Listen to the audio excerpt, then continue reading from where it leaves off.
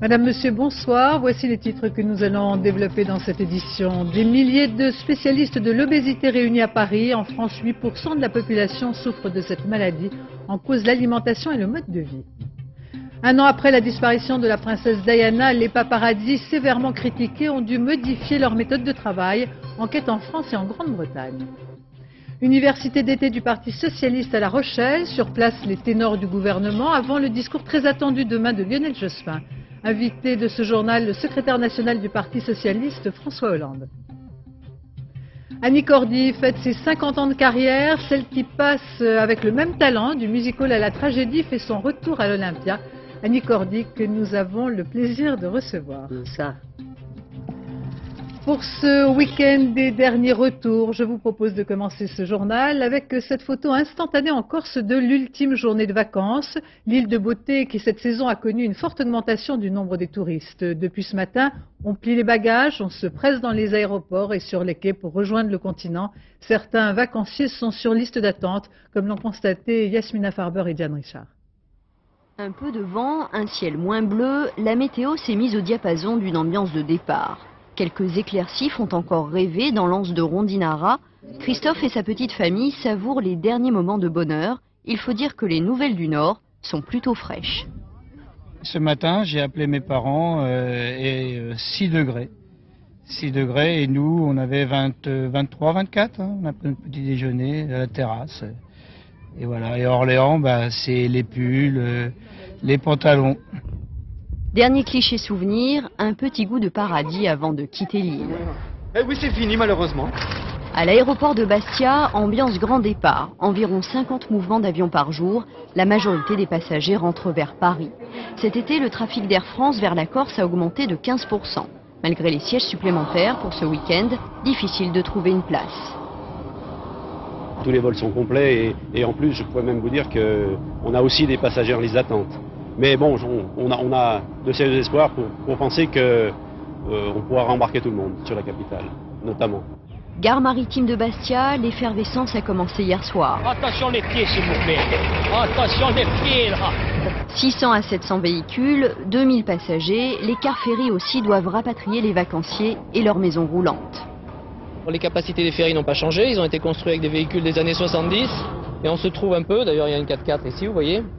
Et on se trouve un peu limité en largeur. Et notre souci, c'est de rentrer tout ce monde. Grand départ rime aussi avec retard, 3 heures pour le bateau de Toulon. En ce moment, en Corse, pardon. Ouais. Merci, allez les gars. Pourquoi? Qu'est-ce qu'il y a? Il n'y a que des retards sur les bateaux. Pas de vague à l'âme pour la jolie colonie de vacances. Quant à l'île de beauté, elle attend le flot des touristes de septembre. Et puis sur les routes, un trafic toujours très dense dans la vallée du Rhône cet après-midi pour cette journée classée orange. 15 km de bouchons autour de Bordeaux en début d'après-midi. Maintenant dans le sens des départs, une retenue sur la rocade de Lyon, mais un trafic à peu près très fluide sur l'ensemble du réseau.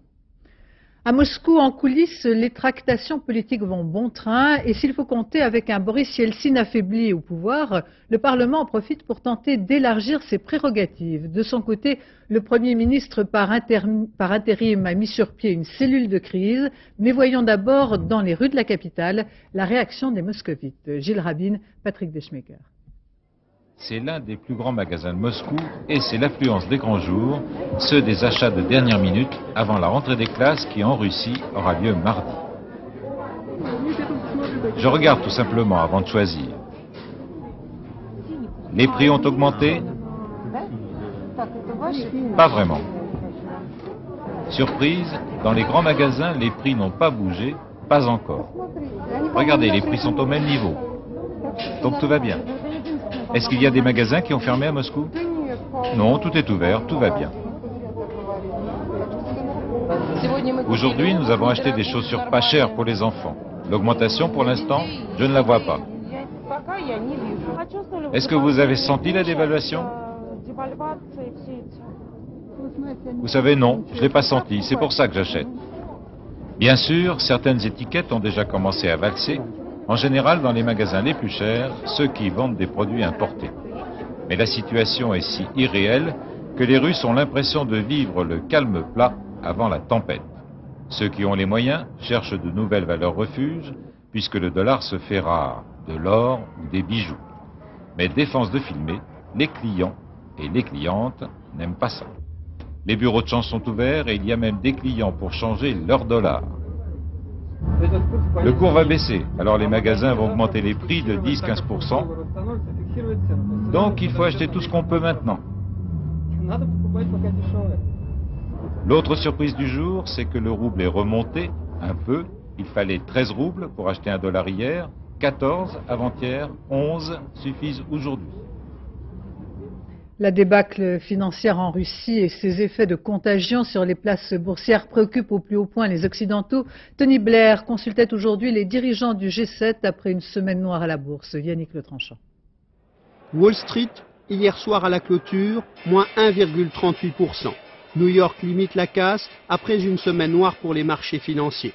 De dégringolades vertigineuses en répit de courte durée, les bourses mondiales ont joué au yo-yo, réagissant heure par heure à l'effondrement de l'économie russe. Le Fonds monétaire international, lui, n'en finit plus de mettre en garde la Russie.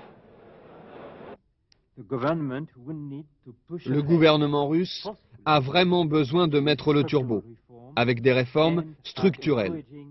Il doit encourager le développement du secteur privé.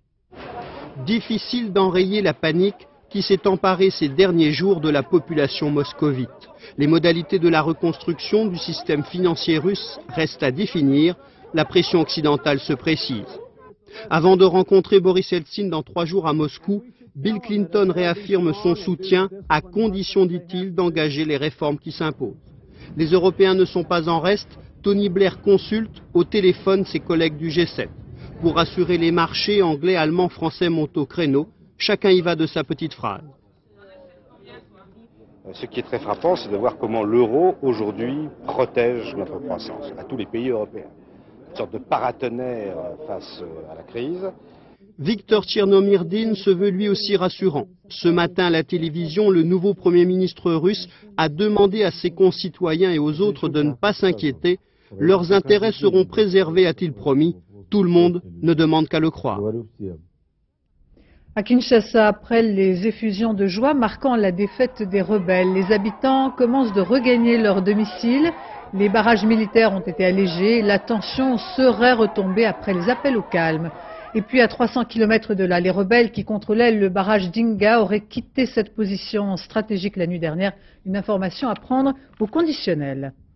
En France, après la mise en examen cet été d'une infirmière qui pratiquait l'euthanasie sur les personnes âgées, une affaire vient relancer ce débat passionnel. Pour la première fois en France, un médecin comparaissait publiquement ce matin à Toulouse devant le Conseil de l'Ordre. Muriel Lassaga et Christophe Cadeau assistaient à cette audience. J'ai agi en toute conscience contre le serment d'Hippocrate. Je savais que l'acte aurait de lourdes conséquences. Le docteur Jean-Paul Dufaux a toujours reconnu les faits. Le 28 janvier dernier, le médecin aveyronnais décide de mettre fin aux souffrances d'une patiente de 92 ans qui vient d'entrer dans le coma et qui est atteinte de graves problèmes chirurgicaux. J'ai fait mon étude de cas et je n'ai pas trouvé d'autre solution digne que celle de faire un arrêt thérapeutique. Et j'ai pensé que dans les 24 heures, cette malade allait décéder. Au bout de ce délai de 24 heures, elle n'était pas décédée. C'est alors que j'ai pris cette décision. Ce matin, le docteur Dufaux a dû expliquer son geste devant ses pairs lors d'une audience rendue exceptionnellement publique. C'est un problème de société. Il faut en débattre. Il faut en débattre et cesser d'être hypocrite devant un problème qui est quotidien dans les services de long séjour, dans les services de soins palliatifs. Devant pareille affaire qui pose de graves problèmes de conscience et d'éthique, les membres du Conseil prendront certainement beaucoup de temps avant de délibérer. D'autant plus que si le Conseil décide de sanctionner lourdement le docteur Dufaux, cette décision pourrait conduire le médecin tout droit devant une cour d'assises. Page médecine, des milliers de spécialistes de l'obésité se réuniront à la Défense à partir de demain autour de ce fléau qui touche même les pays les plus pauvres. Il s'agit bien d'un fléau puisque l'obésité atteint en France par exemple 8% de la population, en cause une certaine hérédité familiale, mais aussi l'alimentation et le mode de vie. Françoise Vallet et Hervé Pozzo ont suivi l'exemple de cet homme de 47 ans qui se bat pied à pied contre les kilos. Il est pris en charge dans un établissement thermal. L'obésité, ça se mesure. Cet examen très précis permet de déterminer la part de masse maigre du corps, comme les muscles, les os, et celle des graisses, généralement trop. Bon, voilà, objectif, perdre 40 kilos dans un délai à déterminer. Voilà, c'est ce que j'ai me poser comme question, parce que ça fait quand même une masse là. Daniel le sait, avec 160 kilos pour 1,77 m, il est obèse. Comme son père, il a toujours eu tendance à être costaud. Il a été longtemps pilier de rugby et pratiquait d'autres sports, jusqu'au jour où un accident de genou l'a obligé à tout arrêter. Dès lors, il n'a cessé de prendre du poids et son métier de restaurateur n'a rien arrangé. J'ai tout essayé, les systèmes de régime yo-yo et ainsi de suite. Bon, j'ai un gros problème, je pense que c'est la même chose que du côté des fumeurs, c'est-à-dire que dès que je fais un régime, je suis exécrable. Enfin, c'est mon environnement qui me dit ça. Je suis exécrable. Alors qu'ici, c'est vraiment, j'allais dire, le monde déstressé. On est tranquille. Ça permet déjà de faire un départ. Ces 40 kilos, Daniel ne les perdra pas en un mois. Mais pour éviter les problèmes de cœur, de circulation ou d'arthrose, le plus tôt sera le mieux. Exercice physique et diététique restent les principaux moyens pour lutter contre le surpoids. Actuellement, il n'y a pas de médicaments qui fassent maigrir. Et il n'y a pas d'issue sans une diététique bien menée, de long terme, et également, c'est ce qu'on disait tout à l'heure, une activité physique en rapport, de façon à brûler aussi des calories et en même temps qu'on peut en ingurgiter. Disons que 500 calories, c'est bien... Les calories, c'est une obsession. Les curistes apprennent à manger équilibré, moins de matière grasse, moins de sucre, et des astuces comme ne pas boire en mangeant, mais près d'1 litre d'eau 20 minutes avant le repas. À son hôtel aussi, Daniel surveille les calories. Heureusement, il y a le menu diététique. Ça nous fait donc 380 calories. Les 40 kilos, vous pensez pouvoir les perdre alors? Ça sera difficile, mais bon, on va serrer les dents. Et les mâchoires en même temps, il n'y a rien qui rentrera. En 4 jours, Daniel a déjà perdu 6 kilos. Bien sûr, ici c'est plus facile qu'à la maison. Perdre des kilos, c'est bien, mais le plus important, c'est de ne pas les reprendre. Eh bien, on va essayer de retenir tout ce qu'on a appris. Sans ça, à l'année prochaine. Au revoir. À La Rochelle, l'université d'été du Parti socialiste, avant le discours très attendu demain de Lionel Jospin parmi les militants. Aujourd'hui, Martine Aubry, Dominique Strauss-Kahn, Elisabeth Guigou ou encore Jack Lang. Atmosphère souriante à l'image des sondages. Roland Sicard, Roger Mathurin. Le Parti socialiste fait un peu penser à ces bateaux qui avancent sur une mer d'huile, c'est le calme plat. Même les militants, autrefois toujours prêts à critiquer, se sont achetés une conduite. Tout ce qu'ils demandaient, c'était en fait d'être écoutés. On a vécu une période où on a eu l'impression en tant que militant de ne plus être entendu par le national et ça nous a coûté une élection perdue. Sur ce qui est mis en place par les gouvernements, sur les projets de loi qui sont présentés, que le parti puisse avoir sa voix, puisse donner de la voix et puisse dire effectivement on pense que ça va dans le bon sens ou pas assez. Bien sûr, il y a tout de même des différences. Jack Lang, par exemple, lui, ce qu'il voudrait, c'est que le gouvernement aille plus loin. Saisissons cette confiance exceptionnelle pour en faire un levier d'un changement encore plus profond de la société. Changer de rythme ou pas, accélérer ou pas, c'est d'ailleurs à peu près le seul sujet de polémique. Mais au gouvernement, largement soutenu par le parti, le débat a été tranché. Je crois qu'il n'est pas nécessaire d'accélérer, il est nécessaire de continuer le sillon, de défendre nos valeurs, de faire ce que nous avons dit, je crois que c'est ce que nous avons fait jusqu'à présent, et d'être engagés. Tout irait donc bien pour Lionel Jospin qui interviendra demain s'il ne devait compter avec ses alliés. Les communistes d'abord qui veulent aller plus loin, les Verts ensuite dont certains parlaient hier d'une dictature du Parti socialiste. On savait la majorité plurielle, on la découvre conflictuelle, un dossier qu'il va falloir gérer. Précisément, bonsoir François Hollande, vous êtes donc en direct de La Rochelle avec nous. Aujourd'hui, Dominique Voynet parlait d'habitude hégémonique au parti. Noël Mamère accuse, lui, le Parti socialiste d'être dictatorial. Que leur répondez-vous? C'est faux, vous vous amendez, vous allez vous corriger? On n'est pas comme ils nous voient, ça peut arriver de faire des contresens sur ce que nous disons, sur ce que nous pensons. Je crois qu'il y a une majorité plurielle, elle est cohérente. Elle a soutenu le gouvernement de Lionel Jospin et elle doit bénéficier du succès de ce gouvernement. Donc il ne faudrait pas que ces différentes composantes se livrent à des petits jeux que l'on voit ailleurs. Ce qui compte, c'est le succès de cette majorité, plus largement, c'est le succès du pays. Il y aura des élections européennes, je pense que c'est ce qui anime certains. Eh bien, on verra le moment venu qui fera les résultats espérés ou craints. Mais je crois que le mieux, c'est de penser que cette majorité doit gagner ensemble et globalement, et pas une composante sur une autre. Je crois qu'avec cet état d'esprit, on essaiera de respecter tous nos partenaires et en même temps de les faire gagner avec nous. Donc vous ne comptez pas changer? Écoutez, on peut toujours s'amender, se corriger, nous le faisons. La preuve, c'est que même nos militants considèrent, et ils ont raison, que par rapport à une période qui n'est pas si lointaine où nous étions aux responsabilités, nous avions commis des erreurs et nous avons payé devant le corps électoral. Nous en gardons le souvenir et donc nous essayons de dialoguer, pas simplement avec les composantes de la majorité plurielle, pas simplement avec les socialistes d'ailleurs, nous essayons de dialoguer avec les Français, parce que ce qui compte, ce n'est pas le bonheur d'une formation politique, c'est d'abord ce que vivent et subissent quelquefois trop de nos compatriotes. Justement, le seul intérêt que l'on doit poursuivre, ce n'est pas l'intérêt d'une formation politique, c'est l'intérêt du pays. Justement, François Hollande, sincèrement, ça ne vous fait pas peur d'être si haut dans les sondages alors que justement bien des Français ne profitent pas nécessairement des fruits de la croissance? Ça nous ferait peur si on était très bas. Donc on est haut, on ne va pas s'en plaindre. Mais il serait, à mon avis, dommageable que parce que nous sommes hauts dans les sondages, nous considérions que notre politique est faite et qu'elle suffit. Non, il y a effectivement beaucoup de détresse, beaucoup d'attentes, beaucoup de frustration. Le chômage baisse, mais il y a encore près de 3 millions de chômeurs. C'est vers cela que nous devons concentrer nos efforts. Et le débat n'est pas tellement de savoir si on doit aller plus vite ou moins vite, c'est de répondre aux objectifs que nous nous sommes fixés. Alors concrètement, lutter contre les inégalités. Justement, concrètement, vous avez dit ni accélérer ni ralentir les réformes. Mais est-ce que vous ne prenez pas le risque de faire du surplace et de l'immobilisme comme craignent certains, à l'intérieur même de votre parti d'ailleurs?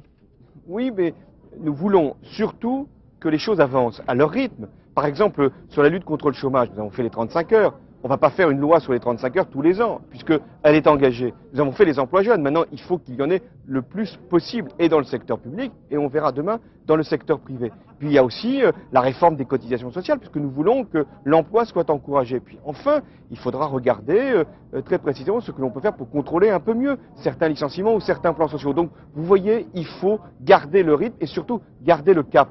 Rien ne sert après de se poser la question, immobiliste ou pas. Les Français jugeront.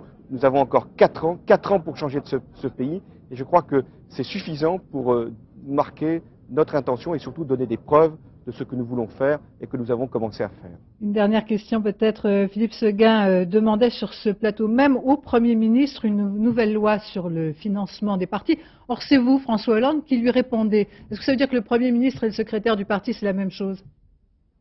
Ah non, écoutez, il a posé la question au Premier ministre, mais c'est une question qui intéressait tous les législateurs. Et donc, en premier lieu, la majorité, le Parti socialiste, nous avons considéré qu'il n'y avait pas besoin d'une loi de financement supplémentaire, que les choses étaient claires depuis maintenant 90 et surtout depuis 95, puisqu'il n'y a plus de financement privé des formations politiques. Alors, n'en ajoutons pas, parce que ça serait vécu par beaucoup de Français d'abord comme une façon de légiférer pour la vie politique, alors qu'il faut légiférer pour les Français, et deuxièmement, une facilité pour quelques-uns pour échapper aux foudres de la justice. Laissons les juges travailler, ne commentons pas ce qu'ils font et demandons-leur simplement d'appliquer la loi existante. Merci François Hollande d'avoir répondu à nos questions. La Grande-Bretagne, un an après la disparition de la princesse Diana, s'apprête à commémorer discrètement ce jour anniversaire. Les hommages officiels se font plutôt timides, alors qu'aujourd'hui à Londres, les bouquets et les cartes s'accumulent autour des grilles du palais de Kensington. Je vous propose maintenant de voir comment la presse People, cette presse qui s'intéresse à la vie des stars, a évolué depuis la mort de Diana. Violemment critiquée tant en France qu'en Grande-Bretagne, de nombreux journaux ont modifié leur ligne éditoriale sous peine de procès ou de chute des ventes. Enquête des deux côtés de la Manche, Agnès Varamian, Pascal Doucet-Bon. 11h, agence photo Abaca. Pascal prépare sa tournée. 3 ans qu'il vend de l'actualité People. Des photos de stars posées ou volées à la sortie des hôtels en vacances. Ses clients, voici Paris Match VSD. Pour Pascal, la mort de Diana a signifié plusieurs mois de vache maigre. Ça va? Bon. Il y a eu un coup de frein sur des sujets paparazzi, oui. Mais Les prix aussi, dans la mesure où il y avait moins d'intérêt de la part des journaux sur certains types de sujets, effectivement, on vendait moins cher, oui, ça c'est sûr. Pascal ne donnera pas de chiffres, mais on estime que l'activité paparazzi a totalement chuté dans les premières semaines. L'agence Abacca s'est tournée vers le marché étranger. Elle n'avait pas le choix, le climat était à l'autocensure, les procès se multipliaient. On doit uniquement accepter des attachés de presse qui nous disent, ben voilà, monsieur, et vous faites des photos à tel endroit, et puis il faudra quand même montrer les photos à la star, parce que si elle estime que elle est un peu mal coiffée, ben on vous donnera pas l'autorisation d'utiliser ces photos. Et ben ça, merde. Ce mot-là, Lionel ne l'aurait jamais prononcé devant sa princesse. Bon, ça c'est ma photo préférée, que j'ai jamais prise de Diana. À 38 ans, le correspondant à Londres de l'agence française SIPA est l'une des principales victimes économiques de la mort de Diana. Il ne faisait que ça, la suivre dans le monde entier. J'ai beaucoup à la remercier, beaucoup, vraiment. Je me suis bien amusé. Maintenant, il faut faire autre chose, je crois. Aujourd'hui, il reste à Lionel un beau catalogue de sourires princiers et l'argent qu'il rapporte encore. Il ne faisait pas partie des paparazzis, mais ne désapprouvait pas leur méthode. Les tabloïds, les journaux à scandale, faisaient la loi. On était presque au bord de la falaise avant qu'elle n'était morte. Et puis, la mort de Diana nous a fait tomber. Il fallait que ça change, parce que vraiment, ça devenait la façon dont la tabloïd traitait les gens en Angleterre, ça devenait très dangereux. Et puis, il n'y avait plus de... Le mot privé voulait rien dire en Angleterre. En France, les lois sur la vie privée sont les plus strictes d'Europe. Et l'effet Diana, c'est dans les tribunaux qu'il faut le chercher. En 6 mois, la presse People, tout titre confondu, a été condamnée par un juge parisien à verser 2 millions de francs de dommages et intérêts à Caroline de Monaco. Et presque autant à sa sœur Stéphanie, un vrai commerce. 200 000 francs d'amende pour une photo, c'est 10 fois son prix. Les Grimaldi sont un peu chers, je dirais, quand même. Surtout Caroline. Mais on ne peut pas ne pas faire les photos. Ce que les gens veulent, c'est les photos, parce que les photos, pour eux, ce sont les preuves. Moins de révélations, plus de coulisses du show business. C'est vrai, voici, c'est assagi. Et cette couverture cet été de 2 célébrités en vacances, le journal promet, c'est désormais l'exception. Quant à la presse People britannique, elle a presque banni les photos de paparazzi. Outre-Manche, les tribunaux condamnent rarement la presse. Une commission financée par la profession se contente d'inciter les titres à publier des excuses ou un rectificatif. Et pour l'instant, ça marche. Si nous avions un système de dommages et intérêts, comme en France, les journaux pourraient être tentés de les considérer comme des tickets de stationnement. Je paye une amende, donc j'ai le droit de faire ce que je veux. Et les journaux britanniques sont riches. Le Daily Mirror, numéro 2 du marché derrière le Sun. Depuis 1 an, les lignées du journal ne touchent qu'exceptionnellement à la vie privée des stars, en tout cas en photo. Mais ici, tout le monde pense que les vieilles habitudes vont revenir très vite. Si quelque chose de grave survenait dans la famille royale, un adultère par exemple, alors nous recommencerions à acheter leurs photos aux paparazzi sans l'ombre d'une hésitation. L'autodiscipline à l'anglaise a ses limites, celle du marché des tabloïds. 20 millions de lecteurs chaque jour. En France, depuis 3 ans, la presse People subit une érosion. En une année, Voici a perdu 50 000 lecteurs. Gala, Paris Match sont en recul. Seuls, plus traditionnels, Ici Paris et Point de Vue augmentent leurs ventes. Et pourtant, les titres se multiplient, le People rapporte. Depuis sa mort, Diana n'a jamais fait autant la une en France, symbole de son dernier été, ce cliché. Et d'ailleurs, une photo volée. En Haute-Saône, s'achèvera demain l'un des plus grands rassemblements de tziganes en Europe. 40 000 d'entre eux se sont retrouvés pour prier pendant 4 jours. Les gens du voyage ne sont pas toujours bien accueillis et certains demandent aujourd'hui des zones de tolérance. Sur place, voyons comment les habitants de cette petite commune de Haute-Saône cohabitent avec les tziganes. Reportage Jérôme Laurent, Patrick Desmully. Nous voulons que tu bénisses ce repas, Seigneur, que tu bénisses ces aliments, Seigneur, que tu nous gardes de tout danger, de tout problème, parce que tu es le Tout-Puissant, tu es le Créateur de toutes choses. Je te rends grâce parce que tu es vivant, Jésus.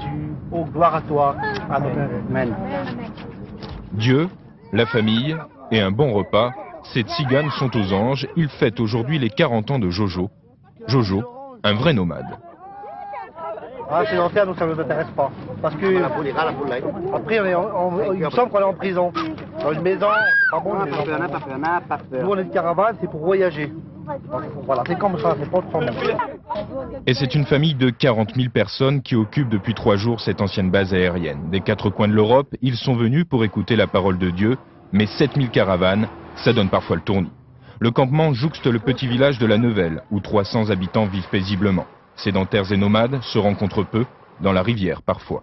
André vit dans cette région depuis 75 ans. Cet ancien boulanger a bien quelquefois voyagé, même s'il n'a jamais vraiment quitté la douce chaleur de son four à pain. Je suis sédentaire, j'ai habité 75 ans dans le même coin. Je n'avais jamais bougé. Hein.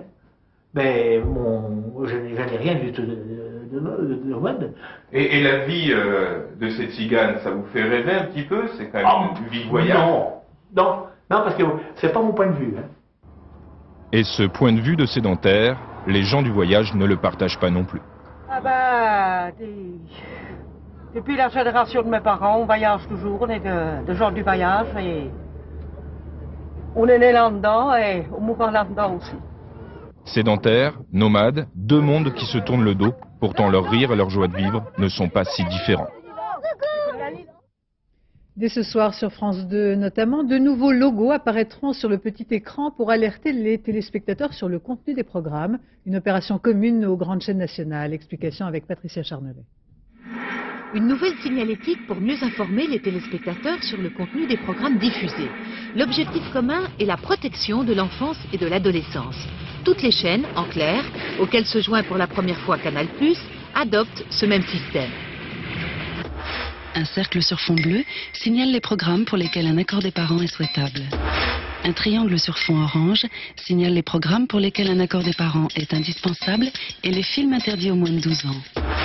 Un carré sur fond rouge signale les programmes réservés aux adultes et les films interdits aux moins de 16 ans. Ces pictogrammes doivent apparaître plus longtemps qu'auparavant, au minimum 60 secondes, et même pendant toute la durée d'une émission qui nécessiterait un accord parental. Ce système, mis en place depuis novembre 1996, a globalement recueilli l'adhésion du public. Le Conseil supérieur de l'audiovisuel voudrait maintenant convaincre les chaînes du câble et du satellite de se rallier à cette croisade anti-violence.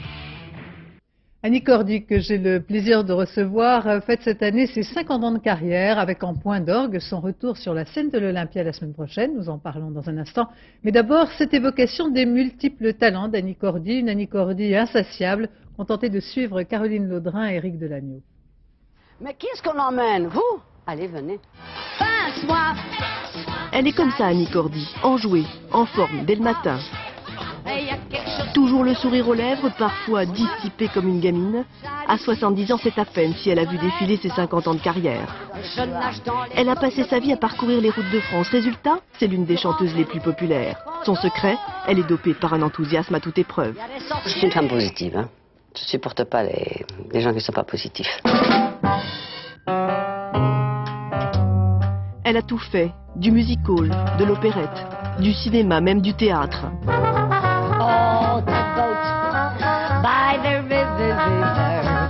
Sans jamais être guidée par l'ambition, elle a eu comme partenaires les plus illustres comédiens.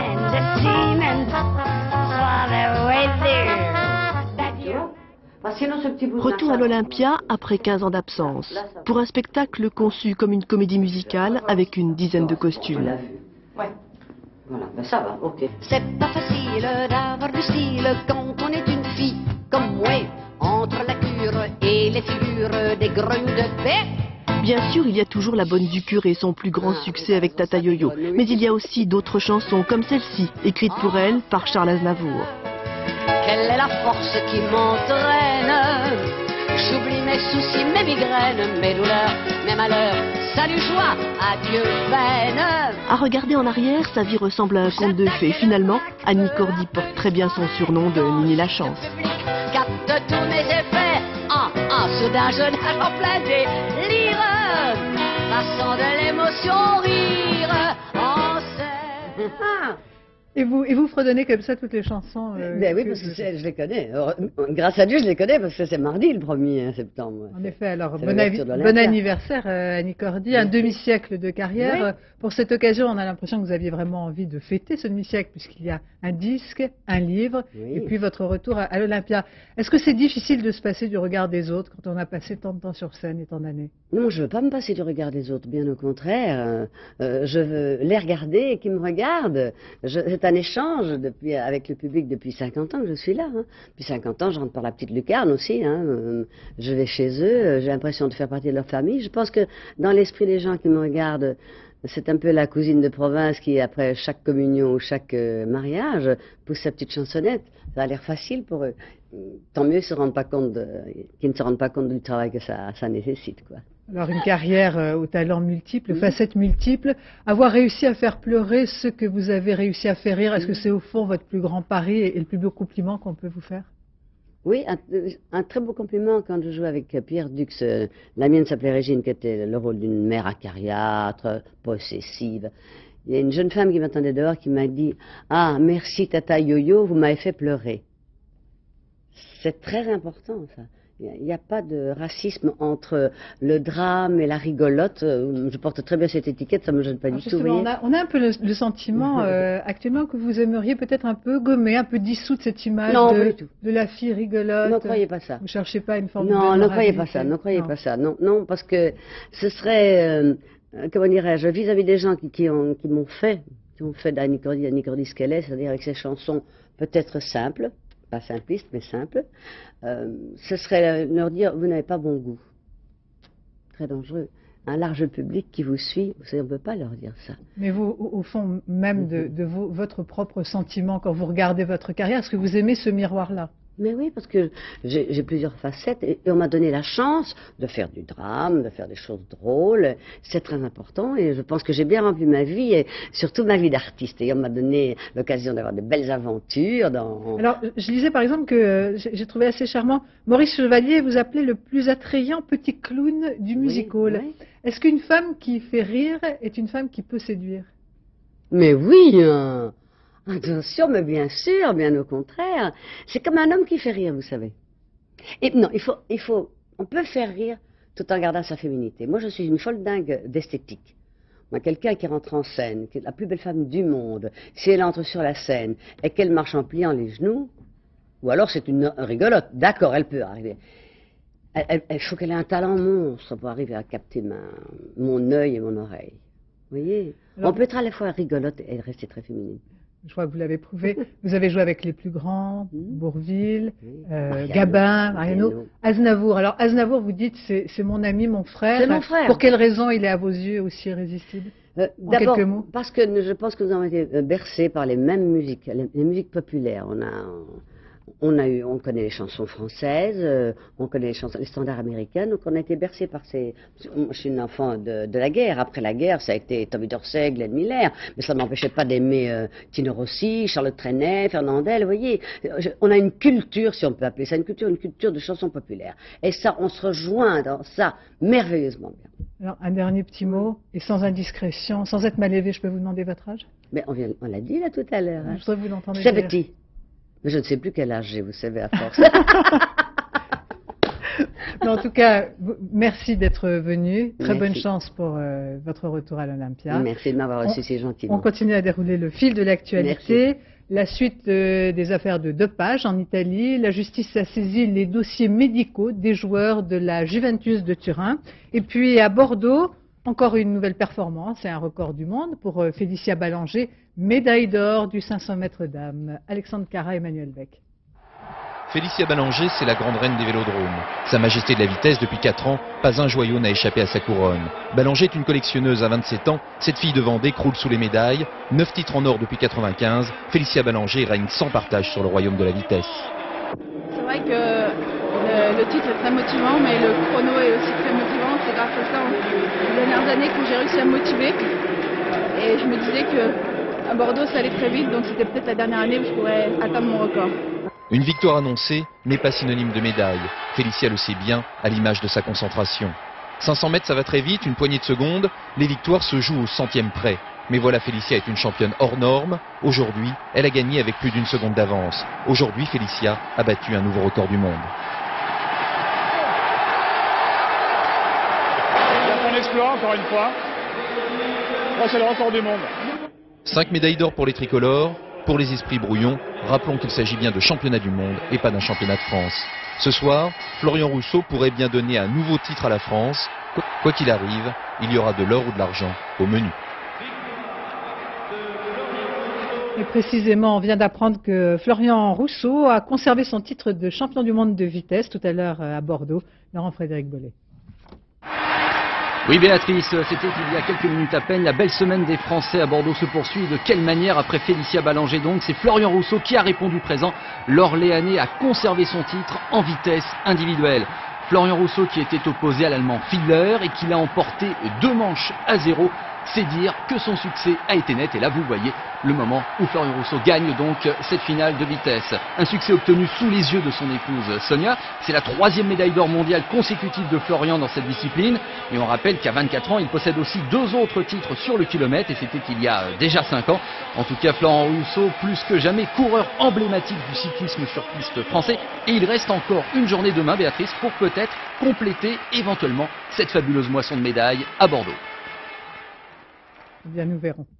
Dans l'Oise, un cadre inhabituel pour accueillir une exposition en plein air, le génie du peintre Miro, qui a signé également de nombreuses sculptures installées cet été dans le parc d'un château médiéval. Gérard Dalmaz. Ce home de chevalier dominant la forêt de l'Oise, le donjon de Vèze. Château médiéval qui expose désormais l'art contemporain après avoir accueilli Jeanne d'Arc et servi de modèle à Viollet-le-Duc pour restaurer le célèbre voisin Pierrefonds. Juan Miro, le 3e géant catalan avec Picasso et Dali, est à l'honneur cet été 98. 34 sculptures accourues du monde entier. Jusqu'à sa mort en 83, Miro accumule des objets familiers, des fragments de nature pour créer des rencontres, donner naissance à des personnages fantastiques, rêves en couleurs, délire, hallucination, ironie, humour en tout genre. Je travaille bon train à raconter Miro en essayant chaque jour de faire pire, en me créant des difficultés et en fuyant le bon goût. Admiré par des artistes aussi différents que Masson, Balthus, Giacometti, Miro, le plus surréaliste des surréalistes, nous oblige à regarder l'art avec d'autres yeux. Une nouvelle forme d'art populaire. D'ailleurs, ajoutait Miro, mon œuvre ne va pas dans un musée, mais dans la rue, à la campagne, au détour d'un chemin.